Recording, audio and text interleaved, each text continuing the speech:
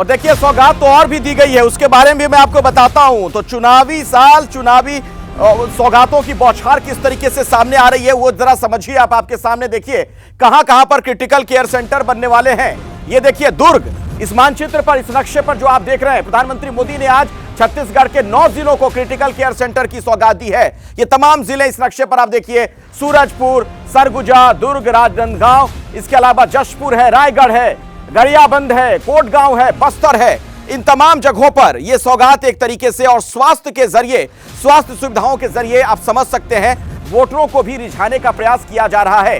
और वजह बहुत साफ है, बार बार वही बात, चूंकि चुनाव है तो चुनाव से इसे जोड़कर देखा जा रहा है। लेकिन 2024 में बीजेपी के विजय रथ को रोकने के लिए विपक्ष इंडिया गठबंधन की छतरी तले एकजुट नजर आ रहा है। लेकिन जमीन पर इस गठबंधन का टेस्ट होना बाकी है। इस साल के आखिर में 5 राज्यों के विधानसभा चुनाव होने हैं। तो क्या इस सेमीफाइनल के जरिए इंडिया गठबंधन सियासी लिटमस टेस्ट से गुजरेगा?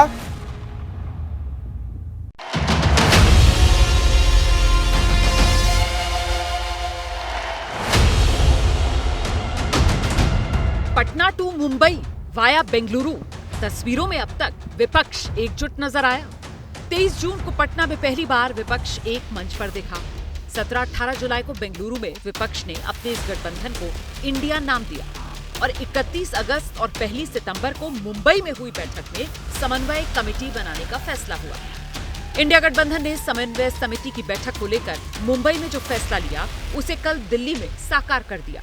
शरद पवार, केसी वेणुगोपाल, तेजस्वी यादव, राघव चड्ढा समेत इंडिया गठबंधन की समन्वय समिति के 13 नेता मिले। पहली बार जो है बैठक हुई है, शरद पवार जी के आवास पे बैठक हुई और इसमें सभी लोग जो हैं बैठक में, कोऑर्डिनेशन कमेटी के जितने सदस्य मेंबर्स थे सब लोग थे, सिवाय अभिषेक बैनर्जी जी के। लेकिन बैठक जो है बहुत ही फ्रूटफुल रहा, पॉजिटिव रहा और सारे विषयों पे जो है बातें की गई और आगे की रणनीति को भी तय किया गया। समन्वय समिति में G20 से लेकर बेरोजगारी, महंगाई, भ्रष्टाचार के मुद्दों पर चर्चा हुई। लेकिन असली खबर ये आई इंडिया गठबंधन की पहली रैली को लेकर जो अक्टूबर की शुरुआत में हुई, जिसके लिए मध्य प्रदेश की राजधानी भोपाल को चुना गया है।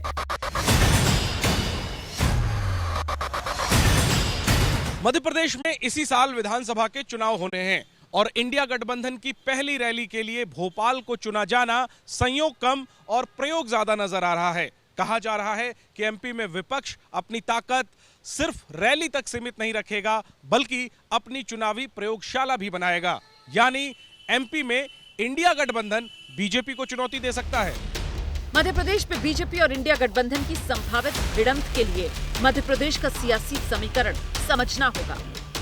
मध्य प्रदेश में बीजेपी और कांग्रेस मुख्य पार्टियां हैं। बीएसपी और समाजवादी पार्टी यहां कुछ सीटें जीतती आ रही हैं। सूत्रों के मुताबिक मध्य प्रदेश में समाजवादी पार्टी ने कांग्रेस के सामने गठबंधन की पेशकश की है। सपा सूत्रों की माने तो उसकी नजर कम से कम 6 सीटों पर है। पिछली बार उसे 1 सीट पर जीत मिली थी, जबकि 5 सीटों पर वो दूसरे नंबर पर रही थी।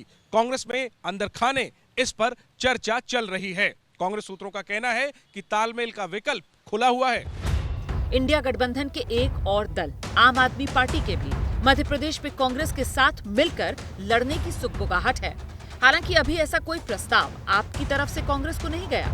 हालांकि आम आदमी पार्टी गठबंधन की संभावनाओं से इनकार भी नहीं कर रही। अभी इस पर कोई अंतिम निर्णय नहीं हुआ है। कोई प्रस्ताव जब कोऑर्डिनेशन कमेटी का उनकी पार्टी के रेस्पेक्टिव लीडर्स के पास जाएगा, उस पर कोई अंतिम फैसला होगा तो आपको जानकारी देंगे। दिल्ली के लोकप्रिय मुख्यमंत्री। हालांकि खुद आप दिल्ली और पंजाब में कांग्रेस के साथ कितना एडजस्ट कर पाती है, ऐसे कई सवालों की लंबी फहरिस्त इंडिया गठबंधन के सामने है। और सबसे बड़ा सवाल, क्या बंद कमरों की बैठकों की तरह ही जमीन पर भी विपक्षी एकजुटता बरकरार रह पाएगी? क्या मध्य प्रदेश सियासी रण का गवाह बनेगा? जैसे ही घड़ी का काटा दोपहर 2:30 पे आए, बबीता जी का दिल सास बहू साजिश के लिए मचल जाए। और ये है इनकी बहू, पूरे दिन ऑफिस की टेंशन हो जाए गॉन जब ये करें अपना फेवरेट शो फ्री टाइम पे ऑन। इनकी तरह आप भी देखें अपना फेवरेट शो अपने टाइम पर और डाउनलोड कीजिए एबीपी लाइव ऐप अपने स्मार्ट टीवी पर।